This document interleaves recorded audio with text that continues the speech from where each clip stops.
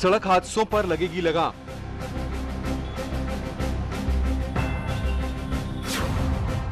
Integrated road accident database से बनेगी बात।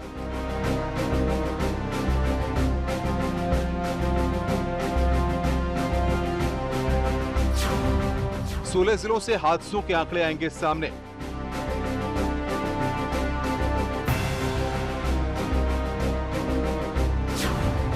यूपी में हर घंटे 5 सड़क हादसे।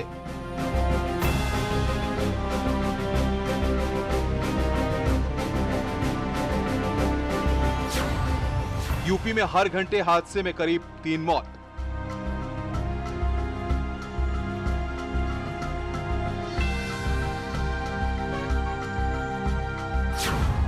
– 2020 में करीब 20,000 लोगों की मौत। वाराणसी में हादसों को हेलमेट से मात।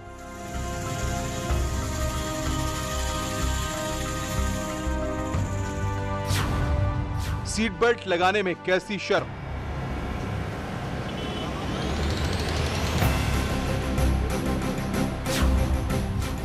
शराब पीकर गाड़ी चलाना यानी मौत को दावत।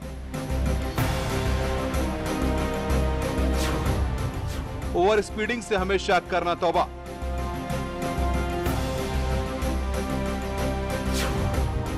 गाड़ी चलाते समय मोबाइल से बात मत करना, क्योंकि घर पर आपका कोई कर रहा है इंतजार।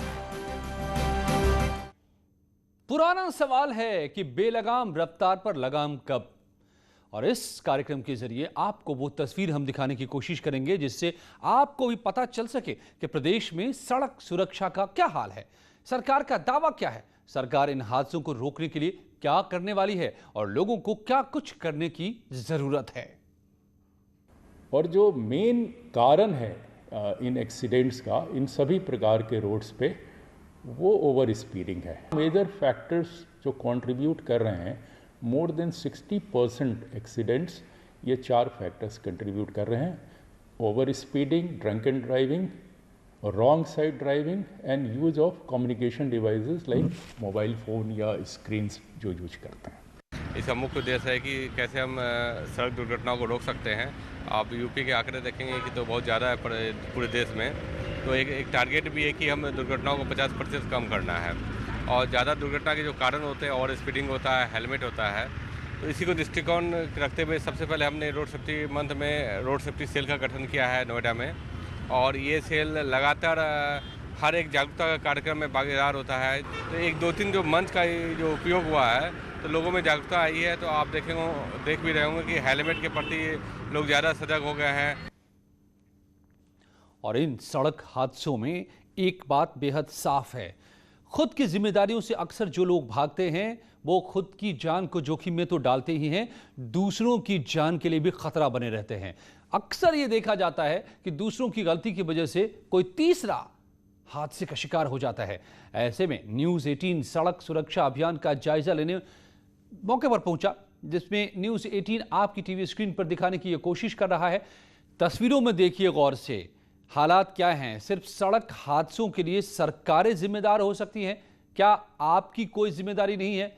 इन तस्वीरों में बहुत साफ दिखाई दे रहा है कि ज्यादातर लोग नियमों का पालन करते नहीं दिखते, अपनी धुन में सड़क पर बेलगाम चलते दिखते हैं, दूसरों की मुश्किल बढ़ाने का काम करते हैं। और इसके पीछे क्या वजह है, न्यूज़ 18 ने खुद इन्हीं से जानने की कोशिश की। सर ड्यूटी पे जा रहे हैं सर, कैंट बोर्ड में ड्यूटी करते हैं ना सर, वहाँ जा रहे हैं। पीछे ड्यूटी लग रही थी तो सड़क से चलने के लिए हेलमेट जरूरी है आपको? हाँ जी सर, सॉरी सर, लगा लेंगे सर। चोट लग रही सर। कहाँ लग रही? यहाँ पे जी गुम चोट है। अरे चल सर जी, सही में एक्सीडेंट हो गया। गाड़ी का अभी तो नई गाड़ी जी, सब कुछ है। नहीं उनके टॉयलेट में प्रॉब्लम हो रही है, जल्दी से हेलमेट चोरी हो गया, लगता है एक्सीडेंट हो जाएगा, दिक्कत हो जाएगा। सही बात है आपकी, तो क्यों नहीं करते हैं? आगे से नहीं होगा। मैं बिल्कुल एग्री हूँ आपकी बात से, मेरी गलती है, आई एग्री मेरी गलती है, लेकिन क्या बताऊँ आपको, मैं क्या बोलूँगा आपसे। हम आ रहे थे कमरे पर से घर जा रहे थे मोटे में, तो इसलिए करते हैं मैम, वो सॉरी, गलती होगी मैम, उसके लिए गलती होगी, मानते हैं, सॉरी मैम। आगे से भूल गए थे, लिकट गए बस। अब लगाओगे आगे से लगा लूँगा। एक्सीडेंट हो जाते हैं, लगातार संख्या बढ़ रही है, ट्रैफिक इतना ज़्यादा है। नहीं, सही बात है, हेलमेट पहनना चाहिए, हेलमेट पहनना चाहिए, सही बात है। आपको बताएं कि सबसे ज़्यादा दुपहिया वाहन हादसे का शिकार होते हैं और इन हादसों में सबसे ज़्यादा मौत उनकी होती है जो हेलमेट नहीं पहनकर चल रहे होते हैं। लोग क्या सोचते हैं क्या नहीं, मगर प्रशासन कई बार समझाने और बुझाने की कोशिश ज़रूर करता है, उनकी जान की कीमत भी बताता है, मगर बहुत से लोगों को ये समझ में नहीं आती। इसका असर इन आंकड़ों में साफ दिखता है। देखिए आंकड़ों के जरिए यूपी में सड़कों पर जान गंवाने वाले लोगों की तादाद क्या है। 2016 में 19,000 से ज्यादा लोग मारे गए सड़क हादसों में। 2017 में यह संख्या 20,000 के पार चली गई। 2018 में आंकड़े में और इजाफा दिखा और 22,000 लोग सड़क हादसों में के शिकार हो गए। 2019 में भी थोड़ा और ज्यादा इजाफा हुआ, 22,000 के पार आंकड़ा रहा और 2020 में आंकड़ों में थोड़ी कमी दिखी है। वजह यह नहीं कि लोग सुधर गए हैं, वजह यह है कि कोरोना काल में सड़कों पर गाड़ियां उतरी ही नहीं लंबे समय तक। 19,000 से ज्यादा लोगों ने जान फिर भी गंवा दी 2020 में। ये हमारे प्रदेश की सच्चाई है। इन तस्वीरों के साथ आज न्यूज़ 18 खास प्रोग्राम कर रहा है जिसमें इस बात को समझने की हम कोशिश करेंगे कि हादसों पर लगाम कैसे लगाई जाए, लोगों की जान कैसे बचाई जा सकती है, इसके लिए क्या उपाय और सरकार कर सकती है। और इसमें मेरे साथ जुड़ रहे हैं Umesh Pratap Singh, retired IPS officer, Anurag Kulshreshtha, expert road safety के हैं। बहुत बहुत स्वागत है आप सभी का। अनुराग कुलश्रेष्ठ साहब, सबसे पहले रोड सेफ्टी के बारे में हमें तो ये बताइए, मुझे लगता है कि पिछले सालों में सड़कें तो बहुत शानदार बनती चली जा रही हैं लगातार, मगर उन पर चलने की तहजीब पैदा नहीं हो पा रही है क्या? इसलिए हादसे भी बढ़ते जा रहे हैं।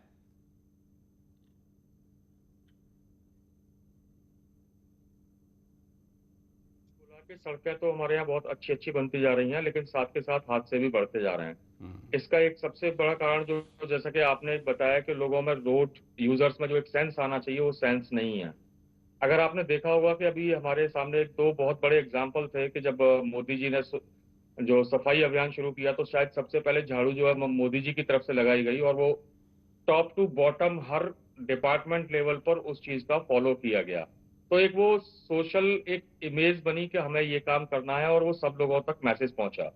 ऐसे ही दूसरा मैसेज जो कोरोना के टाइम पर हुआ था कि सबसे पहले प्रधानमंत्री जी की तरफ से एक मास्क लगाने का आया, 2 गज की दूरी का आया, और फिर वो ऊपर से नीचे तक लेकर हर स्तर पर वो चीज फॉलो की गई, चाहे वो हमारे पॉलिसी मेकर्स या नेता या फिर तो ये रोड सेफ्टी के मामले में क्या क्यों नहीं हो पा रहा है?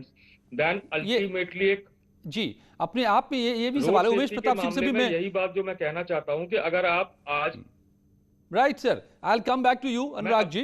उमेश प्रताप जी भी जोड़ता हूं मैं उनको, रिटायर्ड IPS ऑफिसर है उमेश प्रताप जी। नियम सारे हैं, पूरा महकमा है पुलिस में एक जो ट्रैफिक कंट्रोल करता है और नियमों को लागू करता है, मगर कहां वो कड़ियां टूट जाती हैं? क्यों लोग नहीं नियमों को मान पाते हैं, हादसों का शिकार बनते हैं? जी मेरी आवाज आ रही है आप तक? जी बिल्कुल। मैं ये बता दूं कि थोड़ा सा एक डेटा मैं आपसे शेयर करना चाहूंगा। हर घंटे 53 एक्सीडेंट्स होते हैं। जो हमारे जो डेटा मिलता है, हम लोग को मिल रहा है, उसमें हर घंटे 17 जाने जा रही हैं हर घंटे पे। तो इसमें से जो रीजन आ रहे हैं मौतों के एक्सीडेंट्स में, वो सबसे ज्यादा है ओवर स्पीडिंग, 64% से ऊपर है। उसके बाद से हेलमेट, नो हेलमेट के साथ जो लोग हेलमेट नहीं लगा रहे हैं उसमें लगभग 30% की मौतें हैं, और सीट बेल्ट के कारण लगभग 16% मौतें हैं जो इनमें रिकॉर्ड किया गया है। तो सबसे इस बात से ये निकल के आ रहा है कि लोग ओवर स्पीडिंग और बिना हेलमेट के और बिना सीट बेल्ट के कारणों के से उनकी जाने जाती हैं। ये सीधी सी एक अगर आप देखें तो गणित ये निकल रहा है कि लोगों में रोड सेफ्टी को लेकर के कॉन्शियसनेस बहुत कम है, साथ ही साथ नियमों के पालन पर उनका ध्यान बहुत कम है। और जो ओवर स्पीडिंग है, विशेष तौर से मोटर बाइक्स में सबसे अधिक लगभग 35% जो जाने जा रही हैं वो मोटरसाइकिल एक्सीडेंट्स में जा रही हैं। तो लोग ओवर स्पीडिंग कर रहे हैं, हेलमेट्स नहीं लगा रहे हैं, साथ ही साथ सीट बेल्ट नहीं लगा रहे हैं और मोटरसाइकिलों पे ध्यान नहीं दे रहे हैं। मतलब दो टूक साफ है उमेश जी, जो आप कह रहे हैं कि इन तीनों जो वजहों में एक ही बात है कि नियमों को नहीं मान रहे हैं। नियम तो बताते हैं कि आप हेलमेट भी पहनिए, आप सीट बेल्ट भी लगाइए, आप ओवर स्पीडिंग नहीं कीजिए। यही बात तो अनुराग कुलश्रेष्ठ जी कह रहे हैं, अनुराग जी। लेकिन क्या एक तथ्य निकल के आ रहा है जी कि लोगों को एजुकेट करने की जरूरत है। उन पे पेनल्टीज लगाने के बजाय अगर हम उनको एजुकेट करें कि ये जो चित्र हमारे पास उभर के आ रहा है, जब हम इसको लोगों को बताएंगे कि इन कारणों से आपकी मौतें हो रही हैं, तो संभवतः लोग जो लास्ट मोमेंट पे घर से निकलते हैं, तेजी सारी जितनी तेजी है वो सब सड़क पे निकलती है। हमें 10 मिनट में पहुंचने की बजाय 5 मिनट में पहुंच जाएं, 1 घंटे में पहुंचने की बजाय हम ये बड़ी सही बात है, पते की बात कह रहे हैं आप। है वो हमारी सड़क पर नजर आती है। बिल्कुल सही कह रहे हैं आप। ऐसा खूब होता है, कई बार ऐसा मेरे खुद के साथ होता है, इसलिए मैं इस बात को स्वीकार करता हूं, इस गलती को, और मैं इसको पूरी तरह से दूर करूंगा। मैं वचन देता हूं कि इस पर मैं हर हाल में इसको दूर करूंगा कि सड़क पर उस समय की कमी को पूरा करना नहीं चाहिए। अनुराग जी, लेकिन और कहां कड़ियां टूटती हैं? क्यों लोग नियमों को नहीं मानते? क्या उनको यकीन नहीं होता है जब तक हादसा नहीं हो जाता है कि उनके साथ भी हो सकता है? नहीं सर, इसमें हम लोगों को रोड सेफ्टी को दूसरे एंगल से समझना पड़ेगा। रोड सेफ्टी एक सोशियो साइकोलॉजिकल प्रॉब्लम है, जिसकी शुरुआत हमारे टॉप लीडरशिप से लेकर ब्यूरोक्रेसी से लेकर हर पुलिस ऑफिसर तक शुरू होती है। अच्छा। अगर आप टॉप से लेकर बॉटम तक देखें, आपको लगता है कि हमारे जो पॉलिसी मेकर्स हैं वो अपने जब पॉलिटिकल कैंपेन करते तो उनमें से एक भी पॉलिटिकल जो हमारा नेता है वो रूल्स का फॉलो करता है अपने कैंपेन्स में? नंबर 1। नंबर 2, आपने देखा होगा कि हमारे देश में लगभग 90% पुलिस वाले खुद ट्रैफिक रूल्स का पालन नहीं करते हैं, जिसका कि एक डायरेक्ट इम्पैक्ट पब्लिक के ऊपर जाता है कि जब पॉलिसी मेकर्स और एनफोर्सर्स जब रूल्स का फॉलो नहीं कर रहे हैं तो मैं क्यों करूं? तो वो एक जो सिस्टमैटिक ऊपर से नीचे तक उमेश प्रताप जी, आपको पकड़ लिया अनुराग कुलश्रेष्ठ जी मोदी जी का एग्जाम्पल आपने तो लोगों पर डाला। उमेश जी, आपने तो लोगों पर डाल दिया कि नहीं मानते लोग, लेकिन इन्होंने पकड़ लिया। पुलिस वाले कभी हेलमेट में नहीं चलते, तौहीन समझते हैं, कह रहे हम तो पुलिस वाले हैं, हम काहे को हेलमेट लगाए? मतलब कुछ इस तरह का भाव रहता है क्या? ये बात है क्या उमेश जी? नहीं, बिल्कुल आप सही कह रहे हैं। देखिए, मैं किसी को पकड़ना नहीं चाहता, ना किसी को छोड़ना चाहता हूं। जो दशा है, जैसा समाज है, वैसी ही पुलिस है। तो अगर हम इन पे सख्ती नहीं करेंगे, विशेष तौर से हमारी सख्ती पुलिस वालों से ही शुरू होनी चाहिए कि जो कानून का पालन कराने वाले हैं, अगर वही कानून नहीं मानेंगे तो कैसे चलेगा?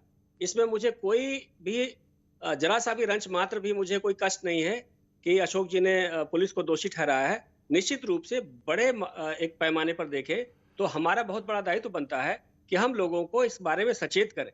हमें फंड्स भी मिलते हैं लोगों को बताने के लिए, प्रचार करने के लिए, प्रसार करने के लिए, ट्रैफिक के नियमों का पालन करने के लिए। डिपेंड हम पे करता है कि हम किस तरह से उनका पालन कराते हैं और किस तरह से हम उसकी पिक्चर रखते हैं। जब हम पिक्चर ही ठीक से नहीं रखेंगे और हम खुद ही पालन नहीं करेंगे तो लोग क्या मानेंगे? तो राजनेताओं की बात जाने दीजिए, वो तो अलग की बात है, राजनीति में मैं से अलग रहना चाहता हूँ। लेकिन अगर पुलिस विभाग के पास फंड्स हैं, उनको डायरेक्शंस हैं, उन्होंने अच्छी तरह से प्रचार सामग्री बनाई है, इस पे समय लगाया है, तो निश्चित रूप से इसका रिजल्ट आना चाहिए।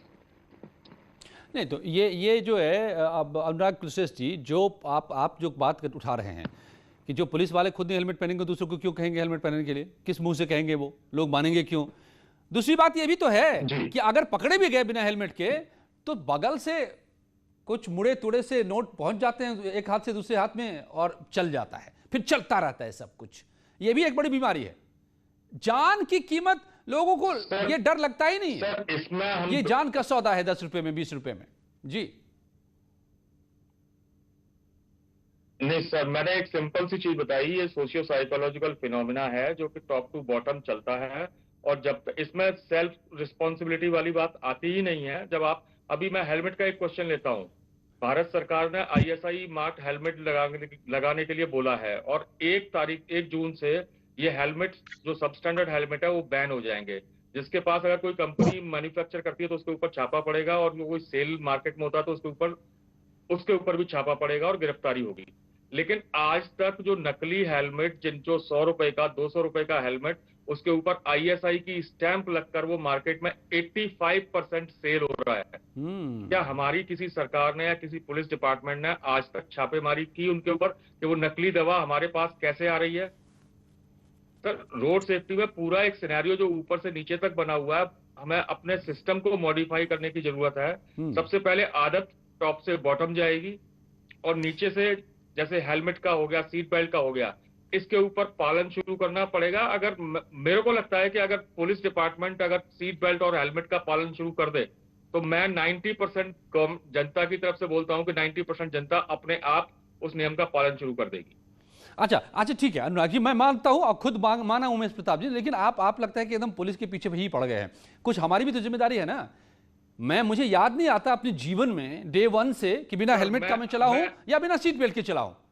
तो मुझे पता है कि ये मेरी जान की हिफाजत है, ये पुलिस वालों से बचने के लिए नहीं है। ये तो समझना पड़ेगा ना हमें।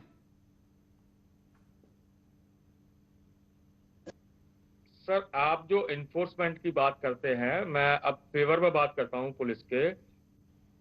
10% सिटीज को छोड़कर रेस्ट 90% जगह पर इंडिया में ट्रैफिक पुलिस का इन्फोर्समेंट बहुत ही पुअर लेवल पर है। चाहे वो ट्रैफिक पुलिस के नंबर्स की बात कर लें उस वजह से हो, या उनको जो संसाधन नहीं दिए जा पा रहे या उनकी वजह से हो। अभी मैं झारखंड से कल आया हूं। झारखंड में अभी तक पुलिस वालों को हेलमेट नहीं दिए गए। वो टोपे वाला जो एक सड़क पर जो संचालन करते हैं उस हेलमेट को पहनकर वो आज तक चल रहे हैं। ये बात भी अपने आप उमेश प्रताप जी पूरा बना हुआ है जो उमेश प्रताप जी मानेंगे आप कि अभी जो तस्वीरें भी चल रही हैं हमारे स्क्रीन पर, देखिए कि पूरी की पूरी गाय, पूरी की पूरी गाड़ी, पूरा का पूरा इंसान मैनहोल में घुस जाते हैं। सड़कों का ये हाल रहता है। अब जिस तरह से इन्फोर्समेंट होता है, जिस तरह से ट्रैफिक के महकमे को अहमियत दी जाती है, ये हम सभी जान रहे हैं। क्या ये हमारे पॉलिसी मेकर्स के, नीति नियंताओं के एजेंडा में भी नहीं है? ये टॉप प्रायोरिटी में क्या?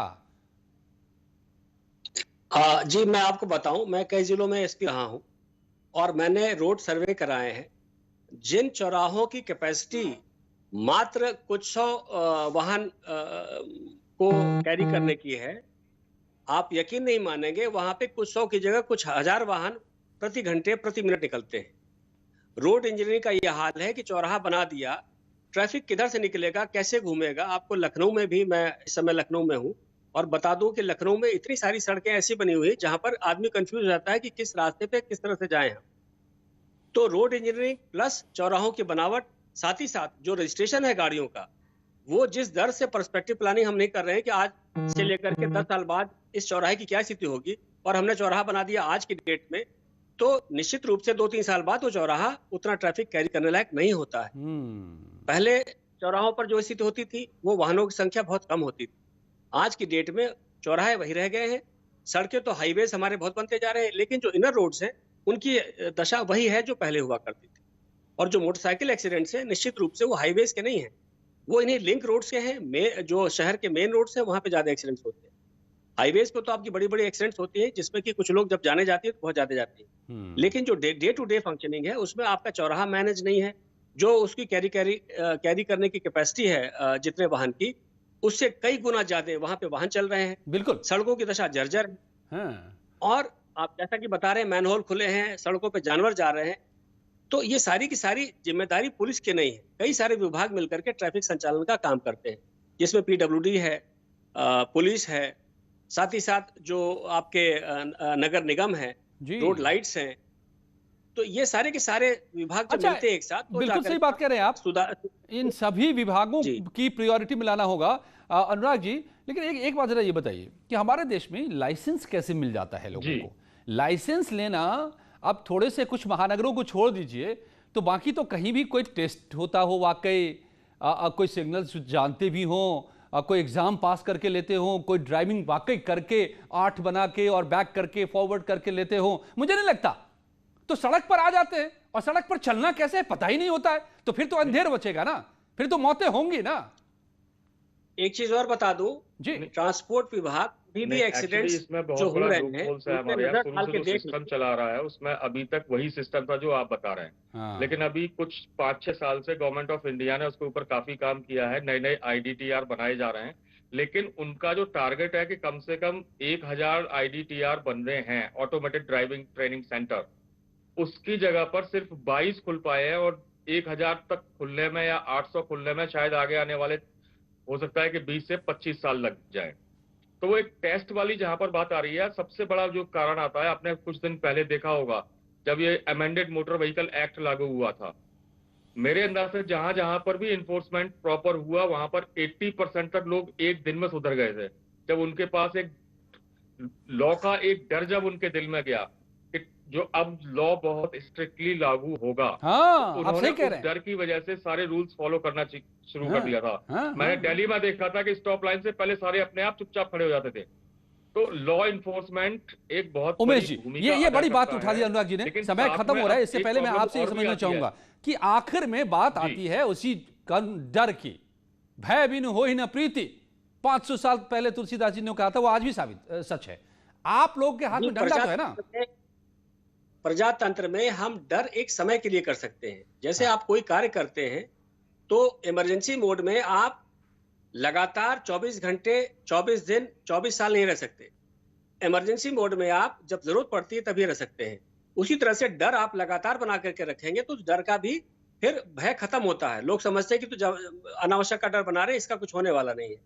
तो डर एक जरूर एक अहम पहलू है ठीक बात। किसी भी चीज की को पालन कराने में। लेकिन अगर हम डर को हम लगातार एक सतत हम हकीकत बना देंगे तो उस डर में लोग फिर सिवाय डर से भी नहीं काम चलेगा, तो काम चौतरफा करना होगा। जैसे कि एक्सपर्ट्स बता रहे हैं हमें, आईपीएस ऑफिसर बता रहे हैं और रोड सेफ्टी के एक्सपर्ट बता रहे हैं। और चौतरफा काम में जहां सरकार को काम करना होगा, प्रायोरिटी में लाना होगा, पुलिस महकमे को बेहतर ढंग से मॉनिटरिंग करनी होगी, तो हमें सबसे पहले अपनी जान की हिफाजत हमें खुद करनी पड़ेगी। ये सोचना होगा कि ये हमारे लिए है। हेलमेट लगाना हो, सीट बेल्ट लगाना हो या रफ्तार पर काबू रखना हो, क्योंकि जान हमारी ही अपनी है। धन्यवाद आप सबका मेरे साथ जुड़ने के लिए। जारी है, कुछ ही पलों में लौटते हैं खबरों के साथ।